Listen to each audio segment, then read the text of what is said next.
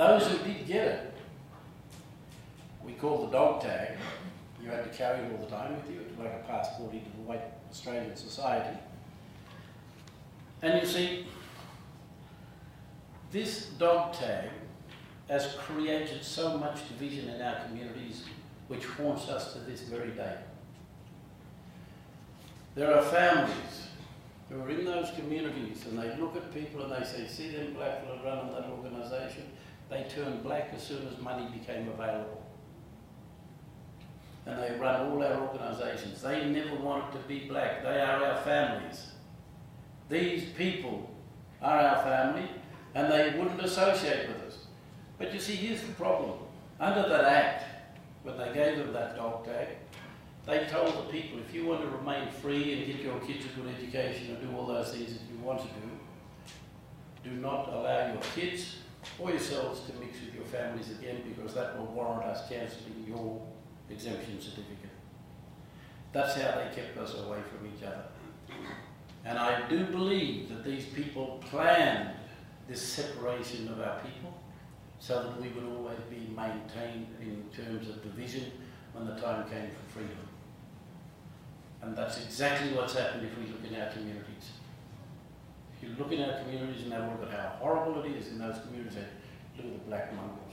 They weren't black, they had to go away and become black. Look at them, they had to go to another town to get their Aboriginal identity, because they wouldn't have got it in this town because they run around here saying they wasn't black fellas. Now, to this very day, we have this mass division in our communities, dysfunction in our communities, that is beyond reason.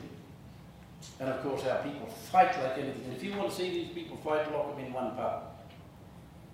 And you want to see that war go on in that town. I just give thanks to the fact that we can't get our possession on guns like everybody else in Africa does. Because we'd wipe each other out. We'd kill each other before we go after a white man. That's this process that we have to go through to heal ourselves and to decolonise. It's a horrible system that exists out there, and people don't understand how damaging it is to this day and how traumatic that is. And so to help our people get jobs now, those children got very well educated. They are that start before us. Those of us on missions and on the camps and in the tin shacks on the riverbanks living on stock roofs. We are the ones who had to come through.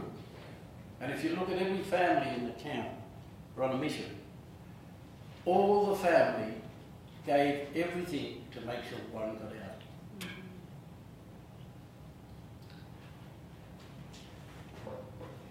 It's sad.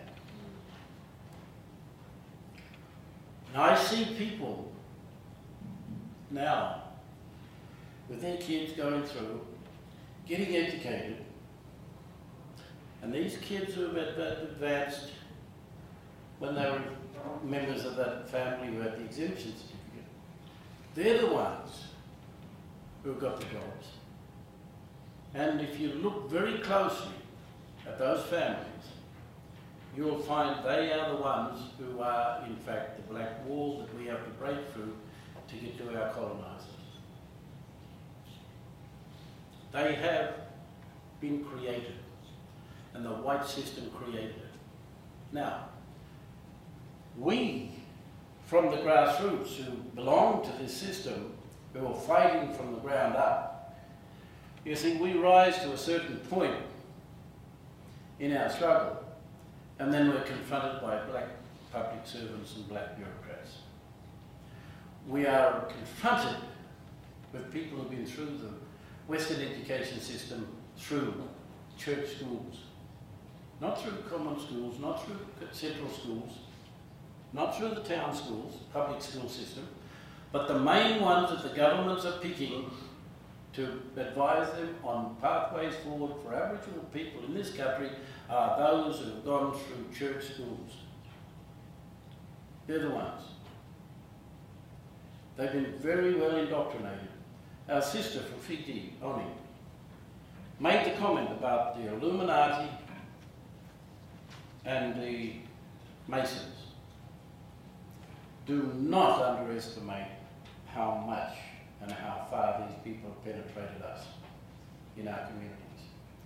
So, our struggle for survival right now is key. And the thing is that we don't know, our people out there in the public don't realise how we're winning. And we are winning.